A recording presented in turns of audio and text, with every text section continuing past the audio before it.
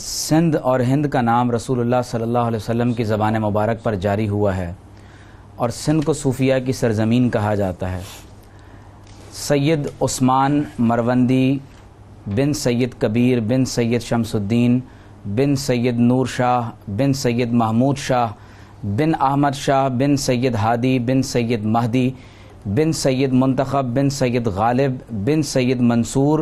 بن سید اسماعیل بن سید امام جعفر الصادق رضی اللہ تعالی عنہ۔ سبحان اللہ۔ یہ حضرت سیدنا عثمان مروندی المعروف لال شہباز قلندر رحمۃ اللہ علیہ کا نسب نامہ ہے۔ سبحان اللہ۔ آپ دیکھیے کہ یہ وہ دور ہے کہ آپ کی ولادت سن 538 ہجری میں ہوئی، 6 صدی ہجری کا دور ہے۔ بیت المقدس مسلمانوں کے ہاتھ سے نکل چکا ہے، دوسری طرف صلیبی جنگوں کا ایک سلسلہ جاری ہے، اور تیسری طرف یہ پورا سینٹرل ایشیا اور یہ جو آپ بغداد تک کا علاقہ دیکھ رہے ہیں، یہاں پر ایک تاتاری فتنہ کھڑا ہوتا ہے اور جو بالآخر 622 ہجری میں جا کر بغداد کو تہو بالا کرتا ہے۔ ایسا ہی ہے۔ یہ وہ دور ہے کہ جس میں ہمارے صوفیاء نے، جہاں مجاہدین اسلام اپنی تلوار سے علاقوں کو فتح کر رہے تھے، ان صوفیاء نے ان خطوں میں داخل ہو کر لوگوں کے دلوں کو اسلام کی محبت سے فتح کیا۔ سبحان اللہ۔ انتہائی ٹربولنس کی صدیاں یہ 5ویں، 6ٹھی اور 7ویں صدی۔ جی یقیناً ایسے ہی۔ حضرت عثمان مروندی رحمۃ اللہ تعالی علیہ، یہ وہ عہد ہے جس میں، جس طرح آپ نے بھی ذکر کیا کہ اس مبارک دور میں حضرت شیخ بہاؤالدین زکریا ملتانی، دیکھیے جس قدر حالات خراب ہوتے ہیں نا جنید بھائی، اتنی بڑی شخصیات پیدا ہوتی ہیں۔ سبحان اللہ۔ حضرت بہاؤالدین زکریا ملتانی ایک طرف ہیں، حضرت بابا فرید شکر گنج ہیں، شمس تبریزی ہیں، مخدوم عبدالرشید حقانی ہیں، جلال الدین رومی ہیں، اللہ، یہاں تک کہ شیخ بو علی قلندر پانی پتی اور حضرت صدر الدین عارف جیسی شخصیات اس دور میں موجود ہیں۔ جلال الدین سرخ بخاری موجود ہیں، یعنی جد ہے، سب سے پہلی شخصیت ہے تشریف لائے۔ تو یہ وہ عہد ہے کہ جس میں حضرت سید عثمان مروندی رحمۃ اللہ تعالی علیہ کو اللہ رب کریم نے اس اعتبار سے سندھ کی سرزمین کے لیے منتخب فرمایا کہ وہ یہاں دین کی تجدید فرمائے۔ سبحان اللہ۔ آپ نے کیونکہ خاص طور پر ان کے آباء و اجداد کے حوالے سے بات کی، تو جس طرح میں نے نسب نامے سے بھی ذکر کیا کہ آپ نبی کریم صلی اللہ علیہ وسلم کے اہل بیت میں سے ہیں، اور جس طرح آپ کی والدہ ماجدہ اور والد کو بشارت دی گئی ہے، حضرت عثمان غنی، یہ بہت قابل توجہ بات ہے، حضرت سیدنا عثمان غنی رضی اللہ تعالی عنہ کے نام پر آپ کا نام عثمان رکھا گیا۔ سبحان اللہ، سبحان اللہ۔ جب والدین نیک ہوں، پرہیزگار ہوں، اور پھر رات کو گریہ وزاری کرنے والے ہوں، تو پھر ایسے گھروں کے اندر عثمان مروندی پیدا ہوتے ہیں۔ اچھا نہیں، یہاں تھوڑا سا ایک اور بات، تھوڑا سا اور لوگوں کو ذرا ایک کیف کی اور سرور کے لیے، کہ جو عثمان نام رکھوا بھی کون رہا ہے؟ جیسے میں نے مولا کائنات رکھوا رہے ہیں۔ حضرت امام حسین رضی اللہ تعالیٰ عنہ جب آپ کے والد گرامی کو آپ خواب میں آ کر بشارت دیتے ہیں کہ ایک شہباز تمہیں عطا کیا جانے والا ہے، تو آپ ریکمنڈ فرما رہے ہیں کہ اس کا نام عثمان رکھا جائے، تو پتہ یہ چل رہا ہے کہ حضرت عثمان مروندی رضی اللہ تعالیٰ عنہ کی کیا محبت ہے جو پیدائشی اعتبار سے ان کو خلقتاً عثمان غنی رضی اللہ تعالیٰ عنہ اور صحابہ کرام سے نصیب ہوئی۔ سر ایک اور نا، مولا کائنات کی کیا محبت، مولا کائنات کی محبت عثمان غنی رضی اللہ تعالیٰ عنہ، کہ ان کے نام کے اوپر نام رکھوا رہے ہیں۔ تو آپ کا خاندان اپنے تقوی اور پرہیزگاری کے اعتبار سے یکتا ہے، اور آپ کے والد ماجد حضرت سید کبیر رحمۃ اللہ علیہ اپنے زمانے کے مشہور عالم دین تھے، اور آپ کا جو طریقہ کار ہے وہ خالصتاً رسول اللہ صلی اللہ علیہ وسلم کی سنت اور اتباع رسول صلی اللہ علیہ وسلم پر مبنی تھا۔ آپ کی والدہ کے بارے میں کہا جاتا ہے کہ انتہائی پرہیزگار،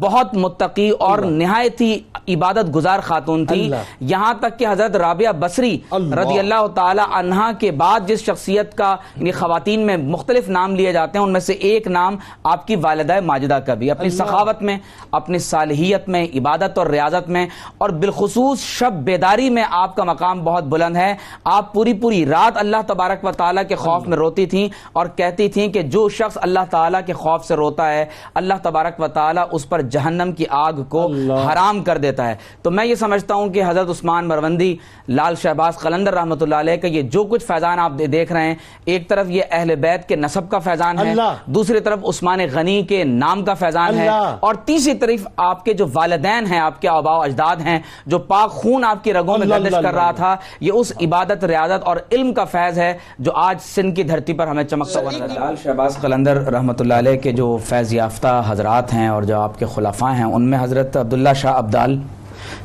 حضرت سکندر بودلو، جن کا مزار شریف بھی آپ کے مزار شریف کے احاطے میں ہی موجود ہے،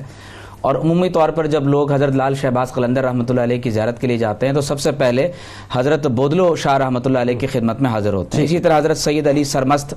سید عبدالوہاب، سید میر کلاں، نادر علی شاہ، سید صلاح الدین اور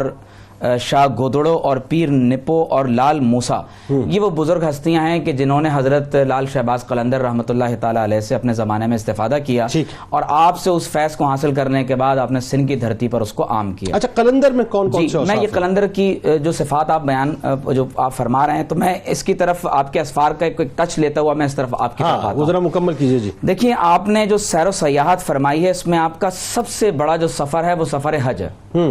اگرچہ آپ حضرت داتا گنج بخش رحمۃ اللہ علیہ کی خدمت میں بھی حاضر رہے، حضرت خواجہ معین الدین چشتی رحمۃ اللہ علیہ کی خدمت اقدس میں بھی رہے، تقریباً 40 دن خواجہ صاحب کی بارگاہ وہاں پر آپ نے چلہ کشی کی، اور بالآخر پھر آپ حضرت بولی شاہ رحمۃ اللہ علیہ کی بارگاہ میں رہے، اور پھر بالآخر بولی شاہ قلندر رحمۃ اللہ علیہ کی خدمت اقدس میں حاضر ہوئے۔ تو جس وقت آپ حج کے لیے حاضر ہوئے ہیں تو آپ کا انداز یہ تھا کہ آپ نے جب احرام باندھا ہے تو آپ کی کیفیت ایسی لگ رہی تھی کہ بیان کرنے والے کہتے ہیں گویا کہ آپ سفر آخرت پر روانہ ہو رہے، اور آپ اپنے آپ سے مخاطب ہو کر فرما رہے تھے کہ اے عثمان، آج تم ایک ایسے سفر پر جا رہے ہو کہ گویا کہ یہ تمہارا سفر آخرت ہے، کیونکہ قرآن میں اللہ تعالیٰ نے فرمایا کہ وَتَزَوَّدُوا فَإِنَّ خَيْرَ الزَّادِ التَّقْوَىٰ، کہ جہاں حج کا سفر بیان کیا گیا تو بتایا گیا کہ سب سے بہترین زاد راہ تقویٰ کا ہوتا ہے، اور فرمایا کہ جب تم نے 2 احرام کے کپڑے پہن لیے ہیں تو یہ گمان کر لو کہ گویا کہ آج تم نے اپنے کفن کو پہن لیا ہے اور تم سفر آخرت کے لیے روانہ ہو گئے۔ جب آپ بولی شاہ قلندر رحمۃ اللہ علیہ کی خدمت میں سیر و سیاحت کرتے ہوئے پہنچے تو آپ نے فرمایا کہ ہندوستان میں تو پہلے ہی 300 قلندر موجود ہیں، تو آپ سندھ کی طرف متوجہ ہو جائیں۔ اچھا، اس زمانے میں یہ جو آپ موجودہ سندھ پورا دیکھ رہے ہیں، یہ پورا یہاں سے لے کر کراچی سے لے کر یہ تمام مکران بیلٹ، یہ پورا بلوچستان کا خطہ، یہ تمام کا تمام اس دور میں سندھ کہلاتا تھا، اور اس کی سرحدیں اس زمانے میں افغانستان کے خطے سے بھی جا کر مل جایا کرتی تھی۔ تو حضرت لال شہباز قلندر رحمۃ اللہ تعالی علیہ کو آپ نے باقاعدہ اس دور میں سندھ کا قلندر بنا کر بھیجا ہے، اور سلسلہ عالیہ قلندریہ کی بنیاد سندھ کے اس خطے میں حضرت لال شہباز قلندر رحمۃ اللہ علیہ نے آج سے تقریباً 800 برس ڈالی ہے، پہلے ڈالی ہے۔ اب آپ دیکھیے کہ کیونکہ قلندر کی صفات کی بات کی گئی ہے تو میں قلندر کلام کی معذرت صفات پہ آنے سے پہلے کہ جس وقت آپ ظاہر ہے یہ پورا ایک ڈیوائن پلان ہوتا ہے نا، جس کے تحت انسان چل رہا ہوتا ہے، یہ شخصیات تو ڈیوٹی والی شخصیات ہوتی ہیں، بالکل ایسے۔ تو جس وقت آپ چلے ہیں سندھ کی طرف تو مکران کا جو کوسٹل بیلٹ ہے،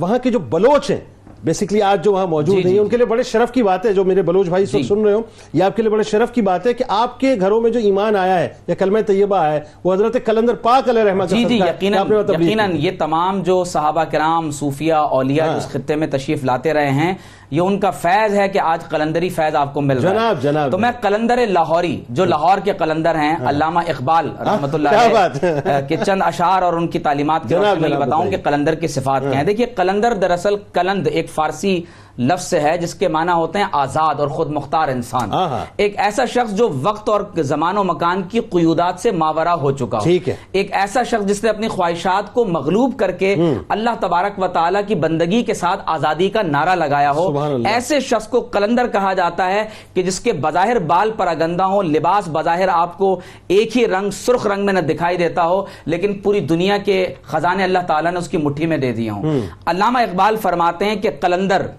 جز 2 حرف لا الہ کچھ بھی نہیں رکھتا، یعنی جب آپ کلمہ طیبہ پڑھتے ہیں تو لا الہ کہہ کر جو ذات سب سے پہلے تمام تر معبودان باطلہ کی نفی کر کے پھر الا اللہ کا اس بات کرتی ہے، اسے قلندر کہتے ہیں۔ اور اقبال کہتے ہیں کہ نہ تخت و تاج نہ لشکر و سپاہ میں ہے جو بات مرد قلندر کی بارگاہ میں، اور اقبال نے فرمایا کہ 1000 خوف ہو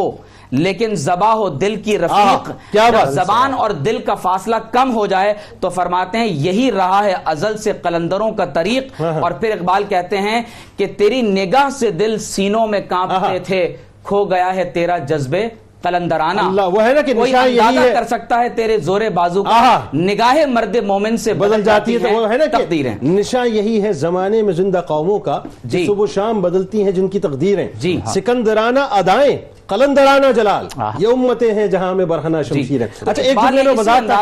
بات تھوڑا سا آگے بڑھا لیں کہ اس کا مطلب یہ ہو کہ دنیا میں ایک وقت میں کئی قلندر ہو سکتے ہیں۔ جی بالکل، وہ جو 2.5 قلندر کا تصور ہے، حضرت نے فرمایا تھا 300 قلندر ہیں، میں وہی عرض کر رہا ہوں، وہ جو 2.5 قلندر کا تصور ہے کہ لوگ یہ سمجھتے ہیں کہ بس دنیا میں سے 2.5 قلندر ہی آئے، اس کے بعد قلندریت ختم ہو گئی، ایسا نہیں ہے۔ ٹھیک ہے، اچھا، کامنٹ میرا یہ ہے کہ لال شہباز قلندر رحمۃ اللہ علیہ اور آپ کے آباء و اجداد متبع سنت تھے، اور آپ کی تعلیمات رسول اللہ صلی اللہ علیہ وسلم کی شریعت اور سنت پر مبنی ہیں، ان کی تعلیمات آج اس سے بہت مختلف ہیں جو ان کے مزار شریف پر لوگ بدعات سے متعلق بعض ایسے کاموں کے اندر مبتلا ہو گئے جو شرعاً درست نہیں ہیں. قبروں کو سجدہ کرنا، قبروں کا طواف کرنا، وہاں کفر اور شرک سے متعلق یا یہ تصور رکھنا کہ قلندر کے اندر خدا کی روح حلول کر جاتی ہے، تو یقیناً یہ وہ تمام تر چیزیں ہیں جو حضرت قلندر پاک رحمۃ اللہ علیہ کی تعلیمات مطلب یہ ہمارا قصور، ہمیں اس طرح کے کام بالکل نہیں کرنے چاہیے، ہمیں ایسے کام نہیں کرنے چاہیے. ان کی تعلیمات مختلف ہیں اور لوگوں نے اپنی جہالت کی وجہ سے ان کو ایک دوسرے رنگ میں دیکھا. اللهم صل على سيدنا ومولانا محمد وعلى سيدنا علي وسيدتنا فاطمة وسيدتنا زينب وسيدنا حسن وسيدنا حسين وعلى وصحبه وبارك وسلم